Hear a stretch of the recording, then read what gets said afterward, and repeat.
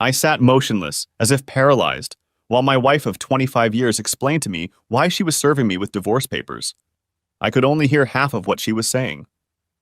Gary, are you listening to me? You look like you're in a daze. Pay attention, okay? This is important. I'm sorry. I was distracted for a moment. What were you talking about? The terms are simple. There is nothing to dispute. I'm not asking for anything. Do you hear that? Absolutely nothing. You keep the house, the cars, and all the money in the bank. If you sign this, it's all over in 3 months. I didn't know what to say. Marcy and I had been married since high school. We raised 2 beautiful twin daughters. Cindy and Sandy went to Columbia University to study international banking. We had a nice house in the suburbs and we both drove Volvos. Marcy had her own credit cards and cell phone. I never denied her anything. I never cheated on her, never verbally or physically abused her. She never showed that she was unhappy or complained about anything. There was no way I could have prepared myself for this. I never noticed anything was wrong. Maybe that was the problem. I wasn't paying attention. I understand the mechanics of divorce, Marcy, but can you tell me why? It's probably too late to do anything about it, but I'd like to know why. Marcy sort of collapsed in the kitchen chair. It was obvious that she didn't want to discuss the reasons and hoped I would just sign the papers and let her go. Just tell me briefly, Marcy. What the hell did I do wrong? You didn't do anything wrong, Gary. You were the perfect husband. Sometimes I hoped you'd screw up and I'd have an excuse to leave, but you never did. You were great at raising the kids and getting them through college. You always gave me everything I wanted, even if sometimes I was unreasonable. You bought me a beautiful house. My parents love you. Don't ever think you did anything wrong because you didn't. She looked all of 45. She had a nice complexion and perfect hair. It was light brown and glistened in the sunlight. She jogged regularly and her body was perfectly toned and tanned. On weekdays, she looked like a Land's End girl, but when she needed to, she was glamorous. Marcy was as perfect as I was, as she claimed. I just couldn't figure out what was behind it. I'm sorry. It doesn't make sense. There has to be a reason. You can't just say it's okay and then walk away. There has to be a reason. Gary, I'm trying to do this in a way that doesn't hurt your feelings or make me look bad. Why don't we just leave it at that? No! Gary, I found someone else. He's a real estate developer. He has a beautiful apartment overlooking the river and a beautiful black Mercedes.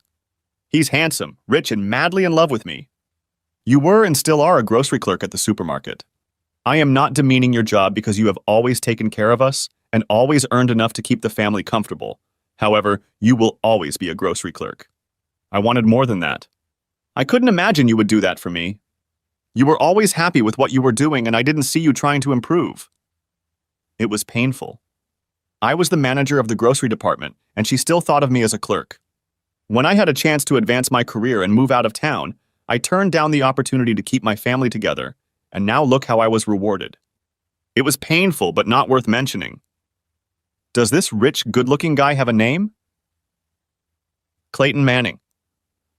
He's the president of Keystone Development Company. How long have you known him? 6 months. You slept with him? Marcy sat up straight in the chair. Her eyes darted around the room, and finally she looked me in the face. Yes.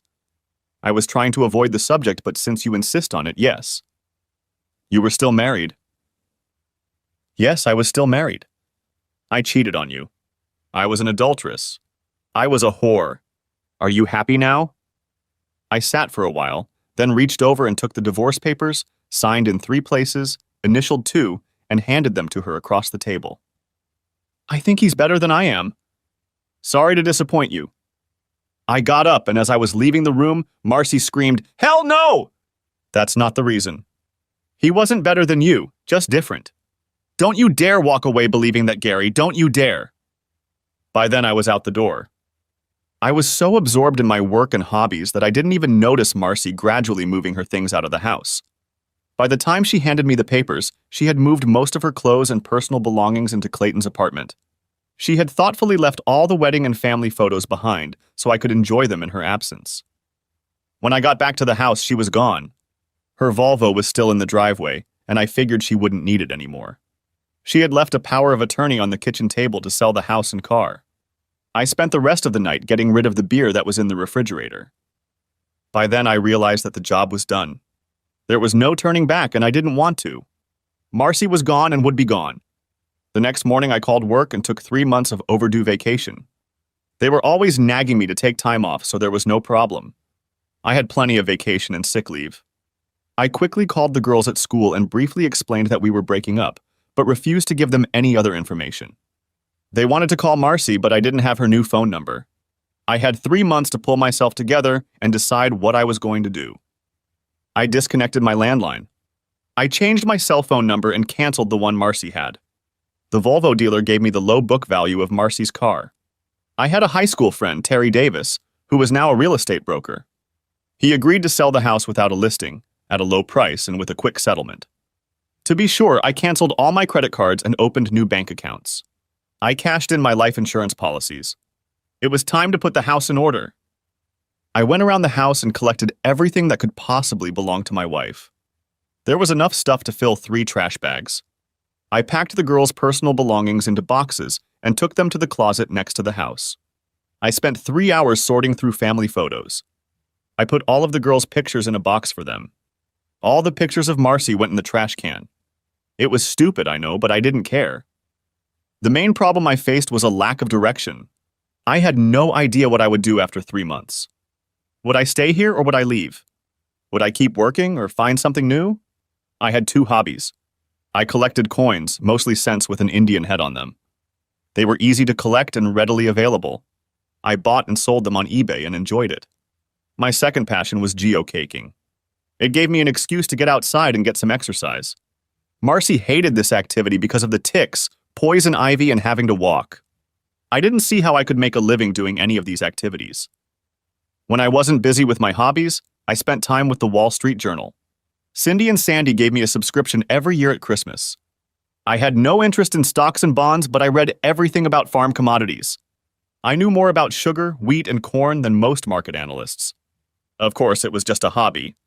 I had no money invested in any of it. I have researched all available information about Keystone Development and Clayton Manning. Terry Davis was able to get more information about Clayton and his current project than I could. He cross-checked some of the information with a friend of his who works at a local commercial bank. I couldn't wait to see what he came up with. It's been 7 weeks. In all that time, I hadn't seen or heard from Marcy. The girls called every week, but I hadn't heard from their mother either. I had a feeling they were on my side, but Marcy was their mother, and I'm sure they had to be supportive to some degree. I had a few yard sales and unloaded a ton of stuff. I left enough furniture in the house that it would be good to show to potential buyers. Marcy and Clayton's picture was published in the society section of the Sunday paper. They were at a political rally, drinking wine with local figures. A few more weeks passed. Terry made me an offer on the house. It was pretty low compared to the appraisal, but they wanted to close the deal in 60 days, which would be perfect. He had an interesting biography of Clayton and wanted to talk about it. We made an appointment to meet for lunch. I decided to get out of the house for a while. I needed a break. Hayes Mountain was one of the best places in the area for hiking and geocakes. Unfortunately, I found all the geocakes there. However, there were 3 landmarks on the mountain. Landmarks are reference points placed throughout the country by the government. Surveyors and real estate developers use these landmarks to determine property boundaries. They come in many forms, but are usually metal rods driven into concrete. Finding landmarks is an interesting side game for serious geocackers. I decided that today I would manage to find all 3 landmarks on the mountain. In addition to the GPS, I would have to bring a metal detector with me. Finding a piece of rebar in the woods isn't easy, and I needed all the help I could get. The GPS would lead me to the approximate area. Much of Hayes Mountain was part of the Madison Land Trust. It was approaching 2,000 acres, but they were constantly looking to add to it. Subdivisions and industrial parks took up most of the vacant land, and the trust had to survive on donations. Next to the trust's parking lot was an orchard and farmhouse with a large "For Sale" sign. After parking the car, I walked over to the fence by the orchard just to have a look. It was embarrassing to think that in a little while, this beautiful estate would probably be bulldozed to make way for construction. Are you going to buy it or just look at it? I couldn't help but smile at the old man walking toward me. He was dressed in overalls, but instead of a straw hat, he was wearing a John Deere baseball cap. He introduced himself as John Smurd. Well, if I had $1 million, I'd gladly take it from you. We both laughed at that. You won't have a problem selling it, will you?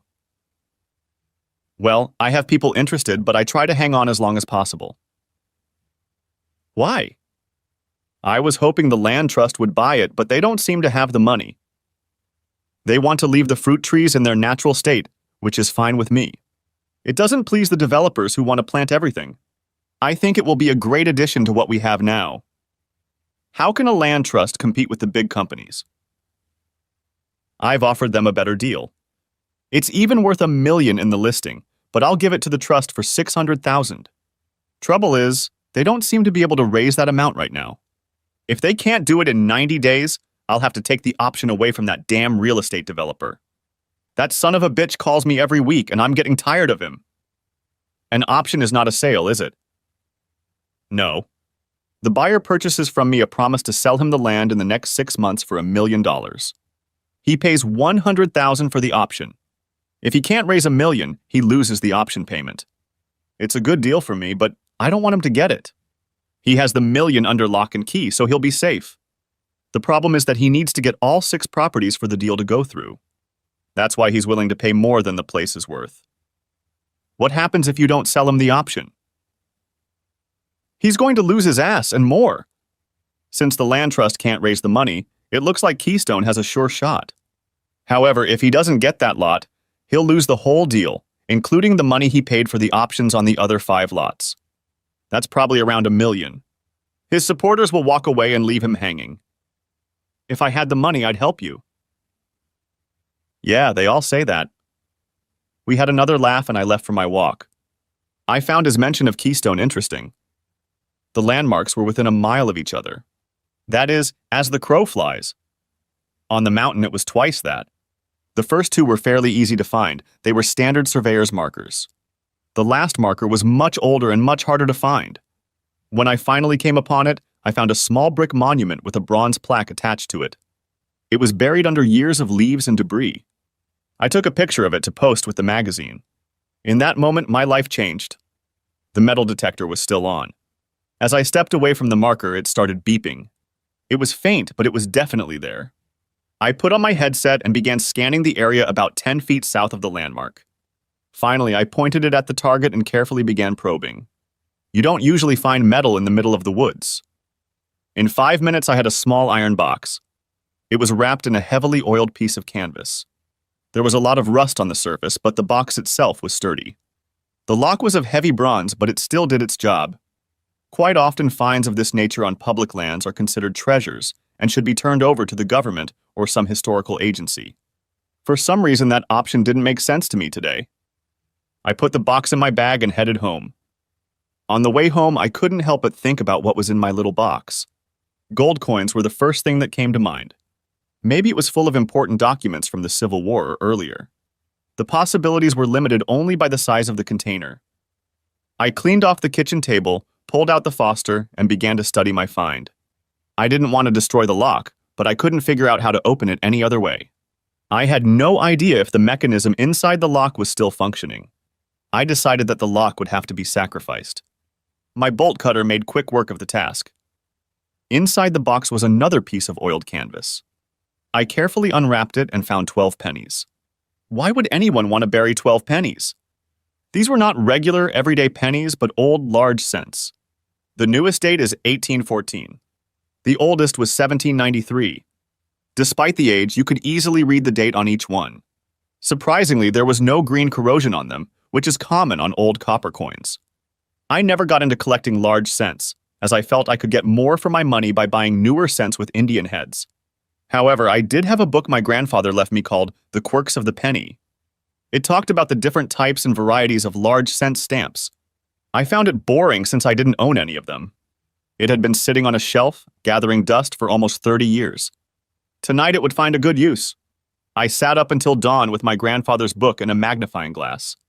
My scanner took beautiful high-resolution photos of each coin. Every crack and scratch on the stamp was perfectly visible, and the condition of each coin was obvious. I slept until noon. I called work just to see how things were going. They told me that Phil Williams, one of the company executives, had asked about me. They didn't know anything else. I had other concerns, so I didn't pursue it further. It would take a trip to the bank to get a safe deposit box. After spending a few hours on the internet, I realized that my pennies were worth several $1,000,000. It wasn't about age, it was about their condition and the varieties of stamps. I now understood why drug dealers had to go to such lengths to launder money. There was no easy way to turn my precious coins into hard cash. It would have to be hard work. While having breakfast at IHOP, I noticed another picture in the paper of Marcy and Clayton being pictured at the opening of a new art gallery. She was wearing a black cocktail dress and holding a wine or champagne glass. They were both smiling at the camera. Looking at the photo, the next step became clear in my mind. After receiving the safe, I called John Smurd and asked him to hold off on making any decisions about the land for a few days. He seemed satisfied with the call. I went to the land trust office and asked to be told how to make a donation to the organization. They were very happy to help me.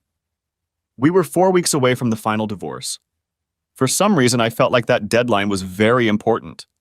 I spent the rest of the day researching coin dealers and auction houses. I wasn't looking for advertisements, I was looking for lawsuits. Eventually, I settled on Towers and Burns in New York City. They had a solid financial position and seemed to be able to handle controversial sales without much trouble or publicity. I made an appointment with them on Monday afternoon. I called the girls and asked them to keep Monday morning free so we could have lunch together. The facade of the Towers and Burns office was a chic showroom. There was plenty of glass and light. The display cases contained the standard variety of collectibles, and the walls were hung with other numismatic paraphernalia. I gave my last name and was escorted back to a much less attractive part of the building. "Welcome to New York, Mr. Simmons. I understand you have some interesting cops to show us. Is this your first time in the city?" I sat down in the straight-backed chair across from James Towers. His picture was in the advertisement, but he looked about 10 years older now.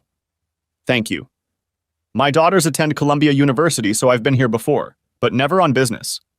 I'm not questioning your coin knowledge, but don't you have someone on your staff who specializes in early copper coins? If so, I think their presence would be helpful. I'm not that sensitive, and I think that would be a good idea too." He leaned over to the intercom on his desk. "Marie, have Cookson come into my office." Maurice Cookson had published several guides to large cents and half cents. I was pleased with his accessibility. Mr. Cookson also looked older than his photographs. I guess no one likes to look old. "Gentlemen, I have 12 special coins that I'm offering for sale.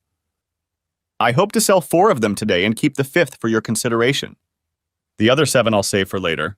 If today goes well, I'll offer them to you as well. I know it seems unbelievable, but I think 6 of the coins will fall under conditional census status. I'm sure Mr. Cookson will determine if I'm close or not. Since census condition cents don't come on the market very often, I was hoping you would be interested." "Where did those coins come from?" "My grandfather left them to me when he died." "I don't mean to insult Mr. Simmons, but this story is hard to believe. What can you show us?" I spread 4 pictures on the table. Each of them showed the obverse and reverse of one of the coins I was offering today. They were about 5 times the normal size and very clear. James and Maurice looked at each photograph for several minutes. Finally, James spoke up. "What did you come up with for these 4? A quick look at the results of recent auctions led me to believe that it could fetch about $1.3 million for it. I thought it was 1-to-1, but your figure is not out of the question." Maurice really knew his pennies. "I only want $800,000 for the lot, but it has to be treated in a special way." James leaned back in his chair and smiled. "I think we can handle it. How special are you talking about?" I had a letter I took from the land trust explaining how to donate land. I gave it to Mr. Towers along with an advertisement for John Smurd's orchard. "I want you to buy this piece of land and donate it to the Madison Land Trust. The price is $600,000. You'll get a very nice tax deduction and become humanitarians. I'll take the rest of the money in cash. Give us a moment, please." James and Maurice retreated to the other end of the room. After a few minutes, Maurice left. James returned to the table. "Do you have any coins with you?" "Yes. I also have a 5th coin that I would like to keep with you." Mr. Cookson returned to the table with a purple Crown Royal bag. This time he spoke. We are willing to honor your terms on the first part of the deal and hope you can honor ours on the second part. He then dumped the purple packet on the desktop. It turned out to contain almost 100 different coins, mostly gold, but some silver coins as well. The retail price of this collection is around $300,000. For a number of reasons that we won't discuss, it's difficult for us to sell them. However, you won't have a problem. I understand that you have sold coins on eBay before. Is that correct? I simply nodded. These coins inherited from your grandfather should sell easily and we will both benefit. I assure you, you won't have any difficulties. This was said with a slight wink. I thought about it for a while and agreed. I handed the 4 pennies to Mr.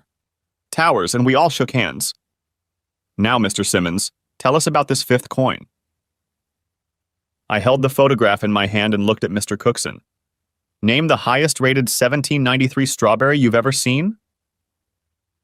I've never seen one, but I think the highest score is fair 12. I rated this picture an 8, but I'm not a professional. He wasn't looking at the picture. He was looking at my face when I said that. Both of them were trying to see the photograph at the same time. Cookson was smiling broadly, and I could see dollar signs in Towers' eyes. How much? Best offer if you can figure out how to pay me. Would you like a cup of coffee, Mr. Simmons? Of course, black would be just fine. They both left the room with the picture, and a few minutes later, a young woman brought me a cup of coffee. Mr. Towers will be with you in a few minutes. He has some phone calls to make. Will you be okay? I nodded in agreement and started the coffee. 30 minutes had passed when Towers returned to the room with an absolutely beautiful woman. She had dark eyes, raven hair, and what appeared to be Middle Eastern looks. I guessed her to be no more than 30. She was well-dressed and had a commanding demeanor. For a second, I thought I recognized her, but I couldn't remember where from. Hello, my name is Letitia Rothberg. Do you have a passport, Mr. Simmons? Her voice was deep, but still feminine. Yes. Good. We'll be traveling to JFK shortly to set up a new offshore bank account for you. Do you have anything to give to Mr. Towers? I gave James a 1793 strawberry, and he looked like a little boy at Christmas. Thank you, he said as he left the room. We never agreed on a price, but I still had 7 coins that Towers wanted. Mr. Towers agreed to hold the small bag of coins until I returned. An hour later, Letitia and I were already sitting on a plane to the Cayman Islands. She hardly spoke at all. When we arrived at the airport, several photographers were eager to take her picture. She looked annoyed, yet she was smiling sweetly. I had no idea what the reason for this interest was. It was my first-class flight, and it was over too quickly. A bright yellow mini SUV was waiting for us at the terminal. My hostess didn't hesitate to pull her skirt up to her hips as she slid into the driver's seat. To my embarrassment, she caught me sneaking glances at her tanned legs. She seemed amused by my discomfort. 20 minutes later, we parked on the lower level of a mid-sized condominium building. Letitia Rothberg owned the whole building, but she used the top floor as her personal apartment. Can I get you anything, Mr. Simmons? A beer would be nice. The sight of her leaving the room was as good as the flash of her foot in the terminal. It's not in my nature to fawn over young women, but Letitia Rothberg was special. We went out on a small balcony overlooking the ocean. It was beautiful out there, but the wind was too strong for my taste. I guess she was trying to impress me with the grandiosity of the place. It was beautiful, but I was more interested in the new bank account I was getting. You don't talk very much, Mr. Simmons. Surely you have a few questions you'd like answered? It seemed strange to me that a woman of her class and position would drink beer from a bottle. I could imagine her sipping champagne or martinis, but not beer. Such a figure would not last her long if she continued to. I usually think it's best to wait, but I guess you could tell me why we needed to come here to open a bank account. It's a simple, safe, and secure place to get money. I think it will work well for you. It's just 1 coin. Yes, but you have 7 more. I'm sorry, but that still seems excessive. To my delight, we returned to the house, sheltered from the wind. Can you accept this? I brought you here to be my sex slave for a few days. I have to admit that the unexpected comment made me smile. I automatically knew it was nonsense, but I still found humor in it. She had a sense of humor, she looked good, and she was rich. What more could a man dream of? If only I were 10 years younger. It's no good teasing an old man. We both laughed lightly at the situation. Come on, Mr. Simmons. Let's go get some fresh lobsters for dinner. We finished our long necks and headed out the door. The restaurant and food were great. I didn't really like the wine the hostess chose, but I tried to be gracious. It didn't work. What's wrong with the wine, Mr. Simmons? Was I that obvious? I'm sorry. It was unintentional, a kind of reflex action. When I was 18, I got drunk on cheap white wine like a dog. I've never been so miserable before or since. Every time I smell or taste white wine, I vomit. I can't explain it. It's good wine, but don't worry about it. 5 minutes later, we had 2 cold long necks. Oddly enough, there was little conversation during the meal. At the end, we each had a fruit sorbet and drank coffee. Tell me about yourself. Are you married? Do you have children? What do you do for a living? We have all night, and I'm dying to know what brought us together. It's a lot of questions. I have 2 daughters. Both of them are at Columbia University studying international banking or something like that. I don't really know. I just pay the tuition. It's interesting. I have a master's degree from Columbia University and am one of their guest lecturers. I got to meet both of them. Have you seen them this morning? We had lunch together. They hate it when I make them skip class. You must have gotten married early since you have 2 girls in college. That sounds like a phrase a guy could use. I felt comfortable with this Mediterranean beauty. I could have talked to her all night. I am currently estranged from my wife. That's a strange word. I never thought I could use it. She left me for a rich wheeler dealer. I think he builds shopping malls or business complexes. Anyway, he's got a fancy car and a big apartment. She told me she's decided to switch.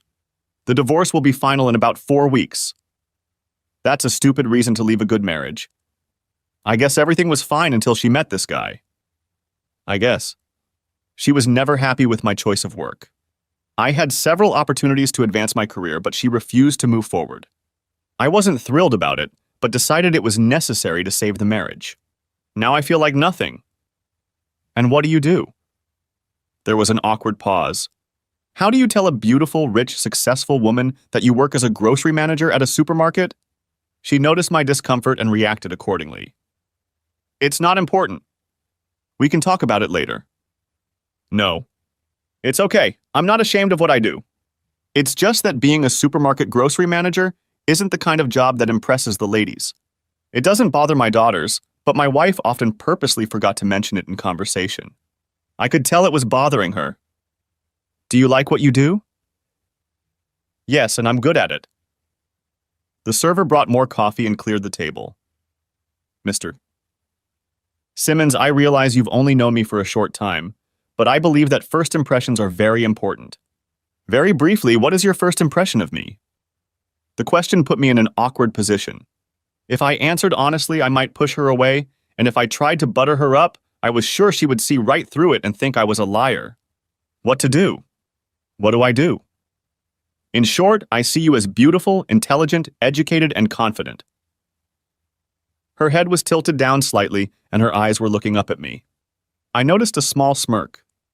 I was hoping for candor. I'm sorry, but we were having such a pleasant evening, I didn't want to spoil it. Do you really have such a bad opinion of me? I don't want you to resent me. Maybe that's why your wife left you for another man. If you hadn't always tried to please her, your marriage would have been stronger. It was harsh, but I have to admit there was some truth to it. Miss Rothberg, I believe you are cunning and manipulative. You use your beauty and charm to get what you want. You are used to getting your way, and I feel you are a bit of a spoiled brat. You play with men, but are afraid of commitment. From the looks of it, you know how to make money and spend and invest it wisely. If you weren't so obsessed with wanting to prove that you're as good as any man, you'd probably make a good mother. I felt uncomfortable after saying that, but she made me angry with her comment about my marriage. For a few moments, we just sat there staring at each other. Do you really think I'd be a good mother? The mood suddenly improved dramatically.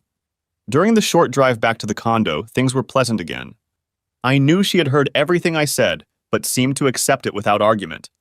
She wanted the truth, and I gave it to her. The fact that she wasn't upset made me feel better about being honest with her. My night as Letitia Rothberg's sex slave turned out to be a little boring. It's hard to have sex in separate bedrooms. That's okay, because I wasn't expecting anything anyway. The next morning, I got up first and found a breakfast of fruit, danishes, and hot coffee waiting for me, along with a copy of the Wall Street Journal. The wind had died down, and I enjoyed relaxing on the balcony overlooking the Caribbean. I could get used to this. Letitia joined me about 20 minutes later and jokingly snatched up part of the paper. We sat in silence, reading and sipping coffee as if we'd been doing it for years. I had known this woman for less than 24 hours, but everything about her was natural and comfortable. I'm afraid my phone doesn't work here, and I really want to call my daughters. Letitia held out her cell phone to me. Be my guest. Cindy, it's Daddy. Where are you? Is everything okay? Cell phone says London. I'm in the Caymans and everything is fine. I just thought I should let you know, since I didn't go straight home, that I'm staying with a friend. I had to use her phone. They showed a picture of you on TV last night. They showed you getting on an airplane with Letitia Rothberg. What the hell are you doing with Letitia Rothberg? It's the friend I'm staying with. What's the big deal? Why are you with her? Everything's fine. Nothing insidious is going on. I don't understand your concern. Dad, that woman is a barracuda. She eats men for breakfast. Letitia was bringing a tray of breakfast from the balcony. As she walked by, I couldn't resist. This is my daughter Cindy. She's in New York. She told me to be careful because you're a barracuda. Sure enough, Cindy heard me say this to Letitia and let out a loud groan over the phone. I could make out Cindy and Sandy discussing something quickly on the other end. Why are you there? How do you know her? When are you coming home? Before I could answer any of her questions, Letitia was already standing with her hand outstretched, waiting for me to hand her the phone. Hi, Cindy, it's Letitia. Your father told me about you and your sister. I'll be in New York tomorrow and would like to have lunch with you two. Where can I pick you up? Of course, there was no way I could have known the other side of this conversation. Who is this professor? Pause. No problem. I'll pick you up from the classroom at 11. Okay, I'll tell you goodbye. Bye. Letitia gave me back my cell phone. Your daughter said goodbye. I'll have lunch with them tomorrow. I promise to be nice, even though they think I'm a fish. She giggled lightly and wiggled her ass and went to her room. An hour later, we were at the Federal Reserve Bank of the Cayman Islands. Under the experienced guidance of my hostess, I set up my first offshore bank account, and 20 minutes later, I saw that my new account had been credited with $4 million from Towers and Burns. I figured that was a fair price for 215 pennies. After dinner, she asked a friend to take us to feed manta rays. At dinner, I asked her why she worked for a firm like Towers and Burns and learned that she owned 60% of the company. What else can you tell me about yourself? Apparently, you're a major player on the global financial scene, and I'm embarrassed to say that I don't know anything about you. I was born and raised in London. My father is Israeli and my mother is Turkish. I have an MBA from Columbia University. I am not married, but I have been engaged twice. I haven't had a serious relationship in over 3 years. I've learned not to trust men who show interest in me. I guess you could say I'm cynical, but I feel like most of them want something from me, but have nothing to offer in return. That's unfortunate. I was hoping to get a ride back to the condo. Does that mean you don't trust me? You need to take this seriously, you big jerk. I'm sorry if I came across as insensitive. I didn't mean to be. I guess it's hard for me to relate to your problem. I'll try to be better. Okay, let's relax. We have a party to go to. We ended the evening at a cocktail party at a major hotel. Everyone knew her and treated her like a celebrity. I spent the evening trying to remain even more inconspicuous than I was. I was still wearing the street clothes I had worn in New York. I had not supposed that I was to travel to the tropics. At first, Letitia seemed obliged to accompany me, but I persuaded her to enjoy herself and let me blend in with the tree where I felt comfortable. She did her best, but for most of the night she constantly checked on me. Anyway, I found myself chatting with a couple of Hispanic gentlemen, cattle ranchers from Argentina. The conversation started with soccer and then moved on to fishing. At least the conversation was in English, I suppose, for my benefit. One of them remarked how attractive Letitia looked, not knowing that I was her chaperone for the evening. I felt a little flattered.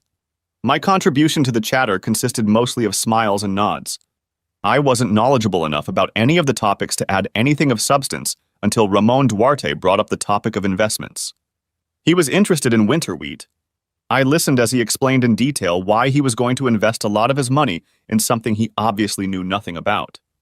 I got the impression that he was pretty rich, and I was a little confused as to how he did it. I usually pride myself on having a poker face, but I guess I failed at it this time. Mr. Simmons, I can see by the look on your face that you disagree with me about investing in winter wheat. I was caught. I was supposed to remain invisible and inaudible. My invisibility cloak failed me. I'm sorry, Ramon. I'm afraid I'm not an investor and I don't understand the complexity of this case. I called him by his first name because I was uncomfortable addressing him formally. Maybe so, but I have a feeling you have an opinion on the matter. I'm going to pester you until you share it with us. I was trapped. I tried to feign a small smile. I need a fresh drink. For the next hour, the two gentlemen listened intently as an Alabama greengrocer explained that the excellent winter wheat crop in Alberta and Saskatchewan would more than compensate for the poor harvest in the States. The Canadian Grain Board has leased all available silos in North and South Dakota to store the surplus and has even reserved rail cars of grain for short-term storage. Within a week, winter wheat futures will begin to fall and will continue to fall until the market stabilizes. Both Canada and the States will be forced to unload wheat overseas. I was running out of clever words when Letitia came up. Ramon and his friend were flattered that she joined our little group and were genuinely surprised when she grabbed my hand and led me away. What the hell was that, Gary? We were just talking about food, about groceries. She smiled slightly at me as we left to head back to the condo. The next morning, we flew back to New York, where a group of photographers were eager to capture her arrival. A courier from Towers and Burns handed me a small package containing the coins I had left behind. Letitia and I said our goodbyes, and I headed to the commuter train terminal to fly back to Huntsville. The divorce and the sale of the house went according to plan. Phil Williams from the main office left me several messages asking me to call him. They again asked me to consider moving to the company's headquarters in New York. This time I agreed. John Smurd also left a message. He wanted to meet for lunch. I tucked myself away in my locker at work and wished my shifters good luck. There was a picture in the paper of Clayton and Marcy at a barbecue for a local politician. They looked like the perfect couple. It took me a full day to scan and identify all the coins in the bag from New York. With 3 weeks to go, I decided to put them on eBay as soon as possible. Everything should be fine, just as long as they didn't get caught by any scumbags. It took a full day to post the coin ads and prepare all the envelopes and blank stickers for shipping. All the money went into my PayPal account and from there to my new offshore bank. Now I had the weekend to relax. My Friday lunch with John Smurd was interesting. John was extremely pleased that I had gotten Clayton involved, but was unhappy that I had gotten nothing out of the deal. Explaining that to him would have been too difficult. Lunch went fine, and before he left he gave me the deeds to 5 acres of land on the outskirts of town. He and his wife were leaving for Florida, and he wanted to get the house in order before he left. No good deed goes unrewarded. Shortly after John and I parted ways, my cell phone rang. Cindy and Sandy were arriving in Nashville in 2 hours. I had plenty of time to pick them up. Airfare to Nashville was half the price of airfare to Huntsville, and the girls were on a budget. I had no trouble getting there and picking them up. Cindy couldn't wait to talk about Lettish. The lecture hall was hosting an advanced corporate finance course for over 300 students. In the middle of the lecture, the professor stopped to introduce Letitia to the students. She just appeared as if she owned the place. She spoke to the class for about 10 minutes and then announced that she needed 2 students for lunch at the Westin Hotel. We couldn't believe it when she called our names. So you liked her? She's amazing, Dad. How the hell did you manage to meet her? Well, she said she was looking for a sex slave, and I was her first choice. Sandy tapped me on the shoulder. This isn't funny. Be serious, okay? What did you talk about at lunch? She asked about our classes and schoolwork. Sandy chuckled lightly. She had a lot of questions about you. In fact, Cindy and I agree that she was interested in more than just friendship. I'm 10 years older than her and a couple of dollars poorer. I'm sorry, girls, but she's totally out of my league. Daddy, she can have any man she wants. Why you? Think about it and give us a clue. From our point of view, you're perfect, but Letitia Rothberg doesn't know you like we do. Apparently, your mother didn't know me either. Everything went quiet for a few minutes. My remark about the mother sounded like a punch. It was not my intention to turn my daughters against their mother, and I regretted saying what I did. I'm sorry, girls. That didn't sound right. Your mother is a wonderful woman, and I have no right to say that. Don't worry about it, Dad. We understand more than you think. All was quiet for a few miles, and then, just as we crossed the Alabama state line, Sandy's cell phone buzzed. Hello? Pause. We arrived about an hour ago. Everything's fine. Pause. You're kidding. Pause. That sounds great. I'll tell him. Thanks for the call. Bye. In the rearview mirror, I noticed Sandy giving Cindy the thumbs up sign. What was that? Sandy leaned over the front seat of the car. Guess what, Daddy? Letitia is coming to Huntsville Tuesday morning. She said you have to pay her for the night and that she expects breakfast in bed. I was flattered to hear the news, but I felt pressured by Letitia and now my daughters. It all sounded wonderful, and I hoped I was up to the task, and not just this one. The weekend with the girls went great. They spent Saturday afternoon with their mom, but didn't get to meet Clayton. I asked them not to mention Lettish. We sorted out all the things they wanted to leave at the house. By the time they left, we had it all sorted out. I made an upfront payment to store the stuff until they finished school. As we drove back to Nashville, they made me promise to try to be companionable with Letitia. When I asked them what they meant, Cindy said, "Just don't make her mad." That was simple enough. They were excited about my move to town. I still didn't understand what Letitia needed from an old man who didn't even own an Armani suit. When I got home, it was time to relax with a beer and the Sunday paper. There were no pictures of Marcy and Clayton this week, but there was a short story about Keystone Development having trouble financing a local project. Winter wheat futures had fallen in value for a record time. This was interesting. I called Terry Davis and asked him to come over. It wasn't lunch, but I figured we could talk over a couple beers. Clayton Manning had a mixed past, to say the least. For the past few years, he'd been either broke or in great wealth. He'd spent a lot of time moving to get ahead of creditors and friends who lent him money. His new project began to fail. The people and investors who supported him were disappearing. I don't remember beer ever tasting so good. Monday morning turned out better than one might have expected. The coins I put up for auction sold much better than I expected. Cookson estimated the value of the coins at about $300,000. It didn't look like they would go that high, but they may well have gone over $200,000. In a little over 2 weeks, I will be a free man. 3 months ago, this would have seemed like a disaster, but today, I was looking forward to it. The people who bought the house had negotiated the financing and were ready to close the deal. I thought it was funny that Marcy felt so comfortable with Clayton that she didn't need any of our joint possessions. I wondered if she realized how slippery her future was. At 3 o'clock, I had a meeting with the people who bought the house. A check for $200,000 went immediately into my offshore account. They had no objection to me staying in the house for another week. It suited both of us. The next morning, I received a phone call before I had even had my coffee. An unknown person officially notified me that Miss Rothberg would be arriving at 10:45 a.m. on Delta Flight 724. I arrived 30 minutes early. Yes, I was a little worried. Anyway, several paparazzi had gotten wind of her arrival and were waiting outside the terminal. I tried my best to be inconspicuous. I parked my car in the short-term parking lot because I wasn't expecting so much attention.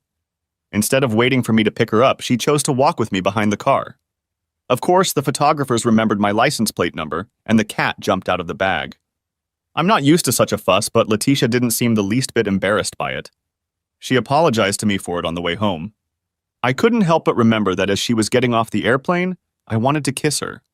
Stupid old man! I was embarrassed by the sparseness of the house. Over the past few months, I had gotten rid of everything I could. The only things left were the necessities that the new owner had agreed to take responsibility for after I left. My guest seemed amused by my attempts to apologize. There was nothing in the house to eat, so we made a quick stop at the local Taco Bell. Her choice. I promised her dreamland ribs for dinner. It was nice to be around a woman with a healthy appetite. Letitia, I'm glad you're here, but I don't understand why. I assumed you'd be back to business. This is business, silly. I understand you're moving to New York next week. You need a place to stay and I have a spare bedroom. I'm here to help you pack. A truck will be here tomorrow morning to move anything you can't fit in the car. Just no furniture, please. How did you know I was moving? That's what I do. If I keep my eye on the little things, the big things come by themselves. It's a load of crap, but that's what I've always wanted to say. Are you conspiring with my daughters? I tried to grin innocently at that, but it was hard for an old man to appear sly. Her offer was unexpected, but I couldn't think of a single reason to refuse it. Sure. Now let's get some boxes so we can pack. I thought she would have been more comfortable sitting in a boardroom or a bank somewhere, but she seemed to enjoy just talking to me. But I still felt a little awkward about the age difference. We ended up throwing out more stuff than we had packed. She had an opinion about my closet, and she refused to listen to my pleas for mercy. Once I was settled in New York, she promised to take me to the store to get some appropriate clothes. When we were done, there were more boxes than could fit in my car, but not enough for a moving van.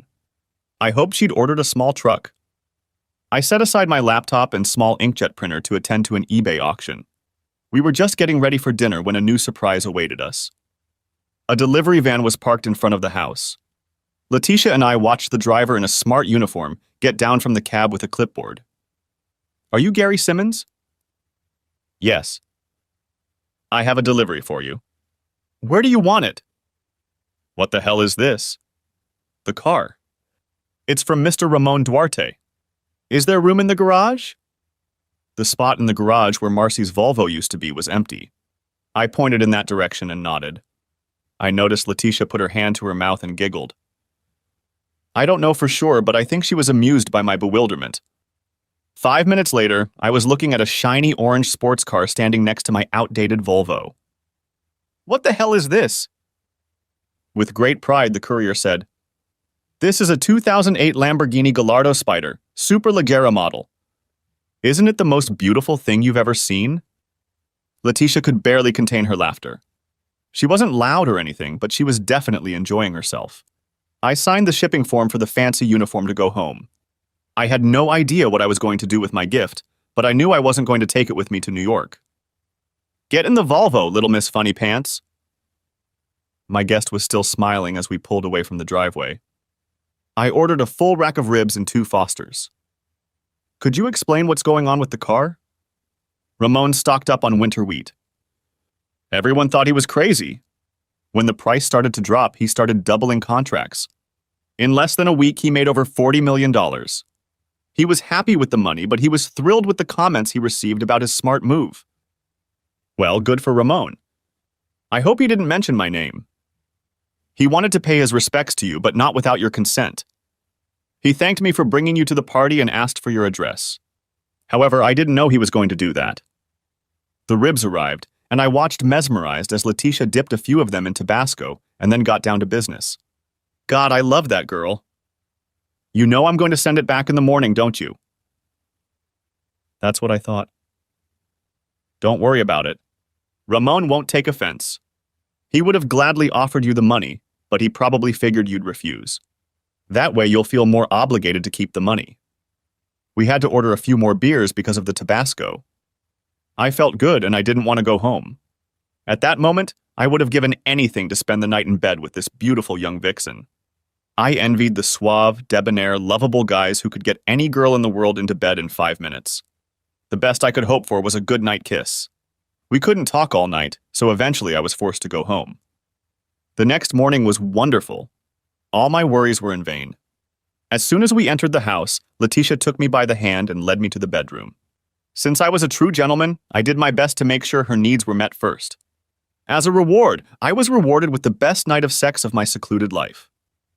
Breakfast in bed consisted of juice, coffee, and Danish. I'm sorry, but under the circumstances, it's the best I can do. He's as good as I could have hoped for. Trying to eat off a tray in bed is very uncomfortable. After a few giggles and rearrangements, we retreated to the kitchen. Breakfast in bed sounds neater than it is. Letitia, I don't want to spoil the mood, but I'm really curious as to why you chose me. I don't have much to offer, and you deserve so much. I've been burned many times by slick, debonair boy lovers. I won't fall into that trap again. Ah, I see. I'm attracted to you because I'm not a trickster or a debauchee. My guest found this amusing and laughed a little. Gary, I was impressed with the deal you made with James in New York. I just sold some coins. Not that it's silly. I found your proposed agreement to purchase trust land intriguing. Do you consider me a philanthropist? Oh, not at all. I see you as a cunning bastard who took advantage of a unique situation to mess with his wife's lover. Of course, this brought a smile to my face. I was amazed at how smart she was and how well she hit it. Was that wrong? No, Gary, that was brilliant. I was impressed and wanted to know more about you. You couldn't possibly know what I was doing in New York. I knew what you did, but I didn't find out the reason until days later. You were checking up on me? Of course I'm not a fool. I have to admit, the boost in self-esteem was refreshing. Unfortunately, Letitia was taking an early morning flight back to New York. I hated to see her go. She left me with a happy heart and the key to her apartment. The Lamborghini dealer couldn't come to collect the car until the next day. It was okay because I wasn't going to drive it. The movers came with a small truck and picked up my stuff to go to New York. Terry Davis called and told me that Keystone Development was in serious financial trouble. It seemed that Clayton had mysteriously lost almost all of its supporters, and almost overnight. There were rumors that some people were picking up markers that Clayton had not received. That evening, I was visited by my almost ex-wife. To what do I owe this unexpected pleasure? I could not refrain from sarcasm. I need to talk to you about some things. I'm leaving in a few days, but I'll help you in any way I can. I was going to take my old Volvo, but I noticed it was gone. What's that orange car in the garage? Things were starting to get interesting. I'm sorry, Marcy. When you said you didn't want your old Volvo, I sold it back to the dealer. He may still have it if you want to check it out. Shit. I'd never heard Marcy use that term before. The orange car was a gift, but I'm going to return it tomorrow anyway. I can't imagine myself driving something like that. The sticker on the window said $225,000. Who would give you a gift like that? Your new girlfriend? No. It was a cattle rancher from Argentina that I helped a few weeks ago. It was just to show my gratitude. So what else can I do for you? There was a pause in the conversation. I realized that Marcy wanted to say something, but didn't know how to do it. Would you like something to drink? I have beer and diet sodas. No, I can't stay long. How did you even get here? I don't see a car. I took a cab. Gary, you said you were leaving in a few days. Is it okay if I stay in the house for a while? The house is sold. We closed the deal yesterday and the new owners will move their stuff in this weekend. They're letting me stay until Friday, but that's it. What's wrong with the apartment by the river? She did not answer that question. There was a brief lull and then she asked, What happened to the money you got for the house? Things were getting really interesting now. I was starting to like that the conversation was getting on the right track. It's all gone. You clearly said you didn't want anything. The money I had, I used to set up a new apartment for my move. Where are you moving to? New York. I got a promotion and a big raise. I should be there on Monday. I wasn't going to tell Marcy that I was going to live with Letitia. I also wasn't going to tell her about the bank account in the Caymans. You never told me what happened to the apartment. It was only leased. The lease expired and the owner didn't want to renew it. Where do you live now? We're staying at the Holiday Inn until Clayton picks up a new place. Oh, I see. Now I understood why she wanted to move into our old house. Marcy looked a little confused. She wanted to ask for help, but she didn't know how to approach it. I realized she was in trouble. There was a lull in the conversation again. Is there anything else I can do for you? Could you give me a ride to the Holiday Inn? The first half of the trip went smoothly. I understand you have a girlfriend. Tell me about her. She's not really a friend, but more of a business partner. What kind of business? You're not doing any business. You're right. I'm just a grocery store clerk. I can't fool you, can I? Marcy was silent. She was looking out the window, and I heard her whisper to herself, "Bastard!" This was the moment when I could vent all my frustration. It was the perfect opportunity to let her know how much the pictures in the papers hurt me. But instead, I just smiled to myself. She was in a bad way, and I redeemed myself. I felt bad for a moment, but it passed quickly. I dropped her off at the motel entrance. She left without looking back or saying goodbye. I hated to say it, but I felt a sense of satisfaction. The week was shaping up nicely. Thursday morning, I unexpectedly received the final divorce papers. They were early, but who am I to complain? On the front page of the Huntsville paper was a picture of Letitia Rothberg arriving at the airport. Your sincere friend was holding her hand. A copy of the newspaper is delivered free to each room at the Holiday Inn. Marcy can read it at breakfast. I was sure Clayton would explain to her who Letitia was. I emptied the safety deposit box at the bank. My 7 pennies will come in handy in the near future. I thought Letitia would ask about them while she was here, but she never once broached the subject. All our conversations were strictly social. If she was interested in me for business reasons, she never pointed it out. I set a buy-it-now price on all the coins in the auction. More than half of them were sold at that price. I spent the rest of the day packing up the coins that were sold and preparing them for shipping to the post office. The rest of the auction had to close by noon on Friday. If all PayPal payments went through, all coins would be mailed the same day. Any unscrupulous buyers will have to wait until Monday. Early Saturday morning, I was on my way. Most of the money from my PayPal account was transferred to my Cayman account. I also left a small amount on PayPal in case I saw something I just had to have. The people who bought the house drove up just as I was leaving. It was a win-win for both of us. The trip north would take about 12 hours with no delays. Letitia was in the apartment and promised to prepare a home-cooked dinner for my arrival. I wondered who would cook it. It was good to know that I was still man enough to win the heart of such a beautiful woman. I had no doubt that I could fulfill all her expectations. I was just crossing the Virginia state line on Interstate 81 when Cindy called. It seems Clayton Manning had skipped town and left Marcy with no car, no place to live, no money, and a hefty motel bill. I asked Cindy what she thought I should do. She laughed and replied, "Smile.